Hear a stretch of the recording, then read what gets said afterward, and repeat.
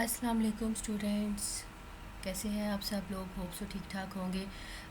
जी बेटा, इससे पहले जो हमने लेक्चर्स हैं ये वाले कर लिए हुए हैं। Introduction to course, professional ethics and responsibilities, philosophy of ethics, चूँकि ये एक उसकी प्रेजेंटेशन स्लाइड्स हैं और एक उसकी पीडीएफ है, तो दोनों ही सेम है। बाकी मैं ट्राई करूँगी जो हमारा फ़र्स्ट लेक्चर मैंने क्लास में लिया था वो भी मैं ऐसे ही रिकॉर्ड करके शेयर करूँ आप लोगों के साथ, क्योंकि काफ़ी स्टूडेंट्स जो थे वो क्लास में नहीं मौजूद थे, तो वो आप लोगों के पास स्लाइड्स होंगी भी नहीं। तो देन आप लोगों को इसकी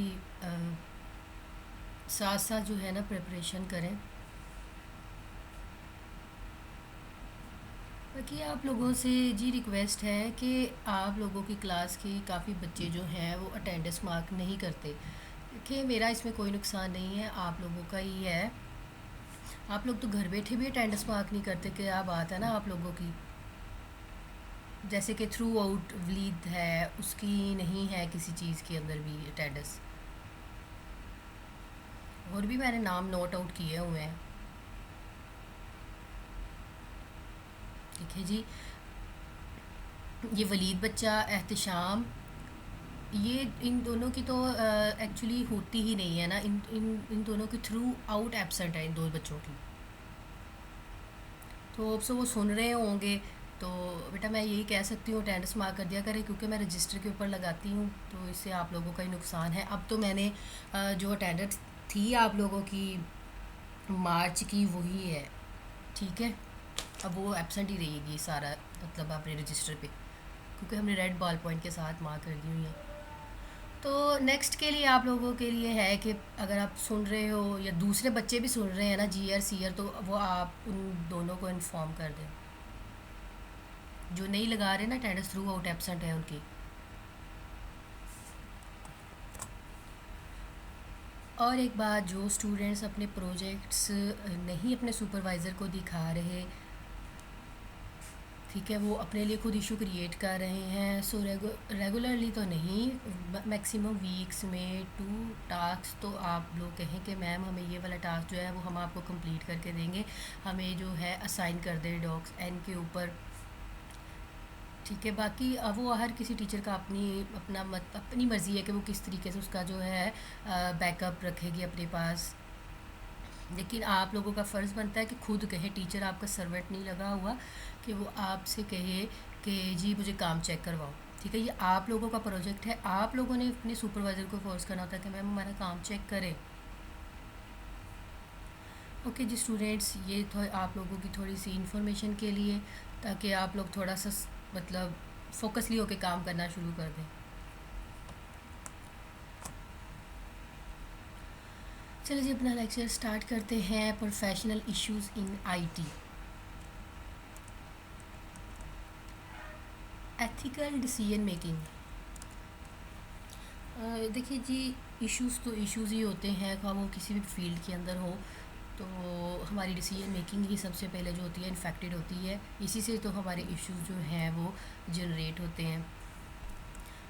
ethical decision making, who is affected, हमें एक्चुअली एथिक्स क्या कहती है। जब हम डिसीजन मेकिंग कर रहे होते हैं, फिर हम देखें किसी स्पेसिफिक चीज़ के ऊपर डिसीजन करना होता है ना, हम देखते हैं हु इज़ अफेक्टेड, क्या चीज़ अफेक्ट हुई है, and what are their rights, उसकी क्या राइट्स हैं, हु आर रिस्क और इश्यूज़, उसके अंदर क्या रिस्क है मतलब और क्या इश्यूज़ हैं।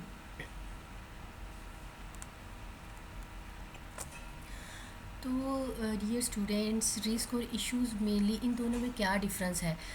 देखिए, ये दोनों अलहदा टर्म्स हैं, लेकिन रिलेट कैसे करती हैं। इश्यूज़ जो होता है ना बेटा, वो ऑलरेडी अटैक हो चुका होता है, मतलब ऑलरेडी क्रिएट हो गया है, ये ऑलरेडी जनरेटेड है। लेकिन जो रिस्क होता है ना, वो पोटेंशियल, जैसे कि वायरस होता था ना, वायरस, तो वो एक थ्रेट, पोटेंशियल थ्रेट, मतलब आपका जो थ्रेट है वो एक पोटेंशियल वायरस होता है, अभी वो प्रॉपर अटैक नहीं करता। तो इसी तरह ये है, आपका जो रिस्क है वो एक पोटेंशियल इशू होता है।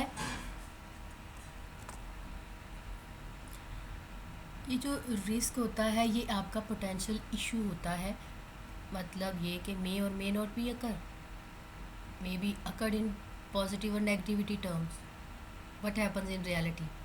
सो अभी ये रिस्क होता है, हम अभी मतलब इसके देख रहे होते हैं, अभी अकर नहीं हुआ होता और ना ही प्रॉपर ये कह सकते हैं कि अकर हुआ है या नहीं हुआ।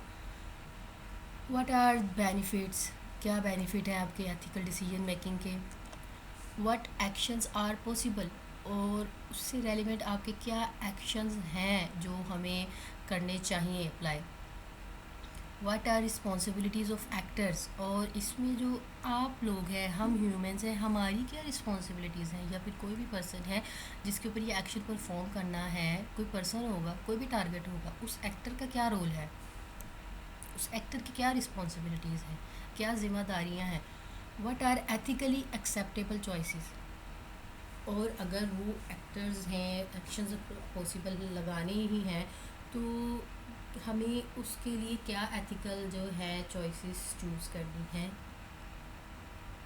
क्या उसके लिए काबिल कबूल चीज़ है जो एथिकली भी हो और गुड चॉइस भी हो।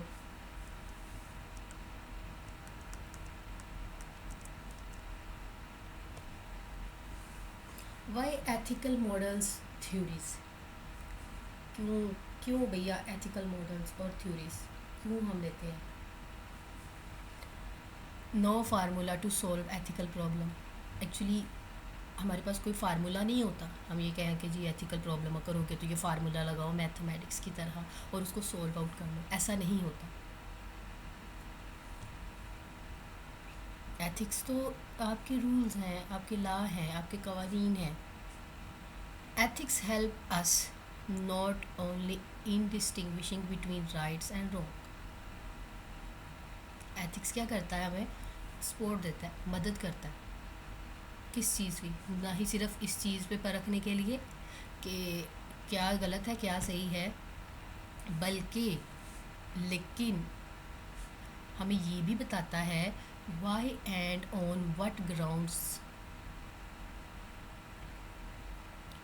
कि मतलब हम जो परख रहे हैं, व्यू कर रहे हैं, अपनी जजमेंट से relevant of human action is justified.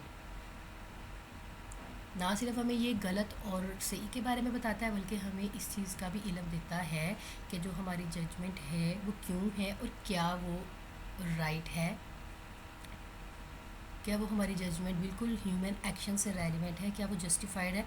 देखिए हमें तो पता चल गया कि राइट और रॉन्ग है, लेकिन आपने जब इम्प्लीमेंट किया उसका दूसरे पे क्या रिज़ल्ट आया, क्या ह्यूमन एक्शन आएगा, क्या आउटपुट मिलेगी आपको, क्या वो सेटिस्फाइड है, क्या आपने जस्टिफाई किया था उस टर्म को, क्या आपने एलेबोरेट किया था इस एथिक्स को अप्लाई करने से पहले। तो ये सारी चीज़ें हमें एथिक्स बताते हैं, थ्योरीज़ बताती हैं। Ethical theories help how to decide what is right what is wrong. आपका जो एथिक्स थ्योरीज़ हैं वो हमें ये बताती हैं कि क्या सही है और क्या गलत है, टू आइडेंटिफाई इम्पोर्टेंट प्रिंसिपल्स और गाइडलाइंस। एक तो ये हमें डिसाइड करते हैं कि हमें क्या सही चीज़ करनी चाहिए और क्या गलत करनी चाहिए, ठीक है, मतलब हमें पता चल गया है कि क्या सही है और क्या गलत है, हर चीज़ एथिक्स थ्योरीज आपको बता देती है। टू आइडेंटिफाई इम्पोर्टेंट प्रिंसिपल्स और गाइडलाइंस, और क्या करती है, हमें शनाख्त करवाती है जो भी अहम असूल होते हैं और आपकी गाइडलाइंस होती हैं, आपके स्टेप्स होते हैं। You as a computer professional must consider trade offs and make a decision. जब एक बंदा एक प्रोफेशनल होता है किस चीज़ का, हम कंप्यूटर के प्रोफेशनल हैं, तो हमें उसके अकॉर्डिंग ही अपने एथिक्स को देखना है, उसके अकॉर्डिंग ही अपने डिसीजन को देखना है। तो हमें मस्ट बी अप्लाइड होने चाहिए आपके प्रोफेशनल एथिक्स हैं जो हमने पीछे भी किए थे, आप लोगों को पता होने चाहिए, जैसे कि राइट क्या है, रॉन्ग क्या है एंड ओके क्या है। तीन ही टर्म्स है ना, ये तो ट्रू, परफेक्ट, राइट या फिर रॉन्ग, बिल्कुल टोटली गलत। ओके मतलब मीडियम टर्म है, यस यस और not, may be, acts may be ethically obligatory, ethically prohibited और एथिकली एक्सेप्टेबल। तीनों टर्म्स जो हैं वो लाजमी होनी चाहिए, लाइक एथिकली ऑब्लिगेटरी, आपकी एथिकली ज़िम्मेदारियाँ क्या हैं, आपको ज़िम्मेदार होना चाहिए। एथिकली प्रोहिबिटेड, जिसे हम कहते हैं ना कि हर चीज़ ममनू कर देना, तर्क कर देना, लाइक स्मोकिंग इश्यूज़ जो हैं, आप मतलब एक प्रोफेशनल फील्ड के अंदर हमें इसको ममनू कर देना चाहिए, तर्क कर देना चाहिए। एथिकली एक्सेप्टेबल, जी कुछ चीज़ें होती हैं जो हम एक्सेप्ट नहीं करना चाहते लेकिन वो एथिकली एक्सेप्टेड होनी चाहिए। तो हर चीज़ के लिए आपके पास एक डिसीजन मेकिंग स्किल्स अवेलेबल होनी चाहिए हर एक प्रोफेशनल बंदे के पास, वो किसी भी फील्ड के अंदर हो। अपने एथिक्स को कभी नहीं भूलना हमने।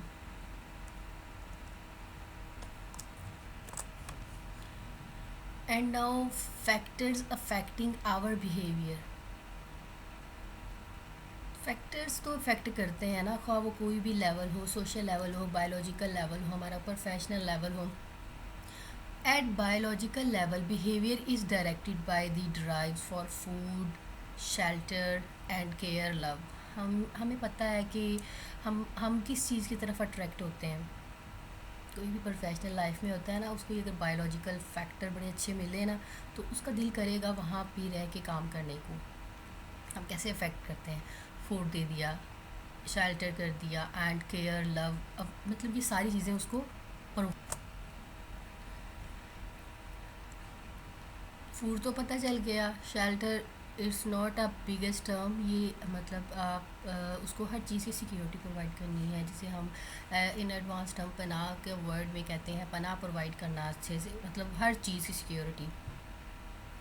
तो ये एक बायोलॉजिकल फैक्टर होता है कि आप उसको फुल सिक्योर कर रहे हो, अच्छा फूड प्रोवाइड कर रहे हो और केयर, लव सब कुछ उसे मिल रहा है, तो वो ऑटोमेटिकली इफ़ेक्ट होगा आपके काम की तरफ, आपके बिज़नेस की तरफ, आपकी ऑर्गेनाइजेशन की तरफ, और दूसरों को भी मोटिवेट करेगा।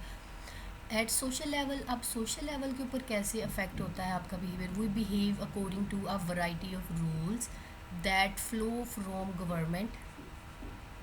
अब सोशल लेवल जो होते हैं, इसमें जो रूल्स होते हैं ना वो हमारे गवर्नमेंट के होते हैं, जैसे हमारा रिलीजियस हो गया, हमारी फैमिली हो गई, ये हमारी सोशल बिहेवियर अफेक्ट इस चीज़ों से होती है। तो गवर्नमेंट, रिलीजियस इंस्टीट्यूशन, फैमिली, यहाँ पे आपको जो भी बिहेवियर ऑफ रूल्स फ्लो किए जाते हैं वहाँ से आपके जो फैक्टर्स अफेक्ट होते हैं इन बिहेवियर्स की वजह से होते हैं। At a higher and more abstract level, एक तो बहुत ज़्यादा हायर लेवल की बात करें, मोर एब्स्ट्रैक्ट, अगर उसको बहुत ज़्यादा कंसाइज कर लिया जाए, उसका निचोड़ निकाल लिया जाए, our behaviour is modified by our understanding of what is good. हमारा जो बिहेवियर है वो मॉडिफाई होता है, हमारी जो अंडरस्टैंडिंग है, हम उसको देख रहे होते हैं, परख रहे होते हैं। देखिए हम अब एक टीचर ही है, एक प्रोफेशनल ही है कोई भी, तो वो देखता है कि मेरे स्टूडेंट्स सारे इक्वल हैं, ठीक है, उसके लिए सब स्टूडेंट इक्वल होते हैं। लेकिन कुछ जो होते हैं वो बड़े ज़हीन होते हैं, कुछ निकम्मे होते हैं और कुछ पढ़ते नहीं है क्लास में। लेकिन जो पढ़ते नहीं है, ऐसा मतलब ये नहीं होता कि उनके पास नॉलेज या फिर उनको पढ़ नहीं सकते। लेकिन टीचर का क्या होता है, वो इक्वालिटी करती है शो, ठीक है, उसको पता है कि क्या गुड करना है, मुझे क्या मतलब राइट्स हैं, क्या मुझे प्रॉपर चीज़ें लेके चलनी है, क्या मॉरल और एथिकल वैल्यूज़ हैं हर स्टूडेंट का।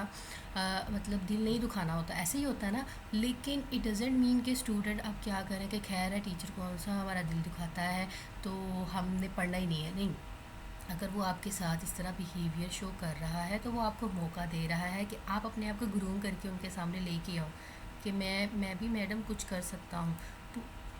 तो पढ़ें, काम करें, यही होता है, मेहनत में ही हर मतलब हमें खुशी मिलती है। तो टीचर का भी बेसिकली पर्पज़ यही होता है, अगर वो आपको इतनी मेहनत करवा रहा है तो उसको आउटपुट भी अच्छी ही चाहिए होती है। Competing factors, human action is rarely simple and straightforward. जो आपके ह्यूमन के एक्शंस हैं वो रेयरली सिंपल और स्ट्रेट फॉरवर्ड होने चाहिए आपके। At any time influences from several levels affecting our behaviour, कोई एट एनी टाइम हमें हर चीज़ के लिए रेडी होना चाहिए। कम्पीट है ना, कंपटीशन है, तो हमें हर वक्त हर लेवल के लिए अफेक्ट मतलब कोई भी लेवल किसी भी टाइम अटैक कर सकता है, तो हमें हर चीज़ के लिए रेडी रहना चाहिए। The influences often lead to competing outcomes. Like competing outcomes, उसके बाद क्या हमें रिजल्ट्स मिलेंगे, क्या हमें आउटकम मिली है. So an individual must weigh risk. हर वही ना, अगर हम रिस्क नहीं लेंगे तो फिर हम कैसे इस दुनिया में सर्वाइव करेंगे. बिजनेस भी तो रिस्क होता है ना. एंड कंसिक्वेंसेस जो भी इसके रिवर्स है, नतीजतन बात कर लेते हैं इसकी. Before making an independent value judgement about how to act. कि हम इंडिपेंडेंटली पहले उसके बारे में सोचने बैठ जाते हैं कि भाई ऐसे हो सकता है, ऐसे हो सकता है. अब आपने सोच लिया है ना तो कर दो. अब जो होगा ना देखा जाएगा. Ethical decision involving computer technology typically involves many shades of grey. आपका जो एथिकल डिसीजन होती है कंप्यूटर टेक्नोलॉजी में बहुत ज़्यादा वास्ट है. शेड्स ऑफ ग्रे का ये मतलब है. Possibilities that by social standard. Possibilities हो सकती हैं, मतलब आपके जो भी सोशल स्टैंडर्ड्स हैं, मतलब डिफरेंट, हर किसी के हिसाब से आपके डिसीजन मेकिंग हो सकती है. इसलिए बहुत वास्ट टर्म है. एंड नॉट एक्सक्लूसिवली राइट और रॉन्ग. और हम ये भी नहीं कह सकते कि सारे ही ट्रू हैं और सारे ही गलत हैं.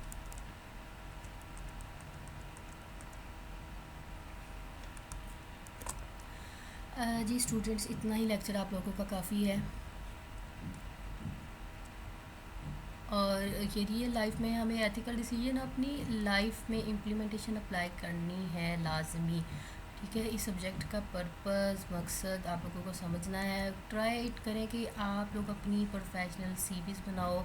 आपको एक मतलब ऐसी वाली असाइनमेंट्स प्रोवाइड करूँगी मैं कि जिससे ये आपकी प्रोफेशनल ग्रूमिंग होगी.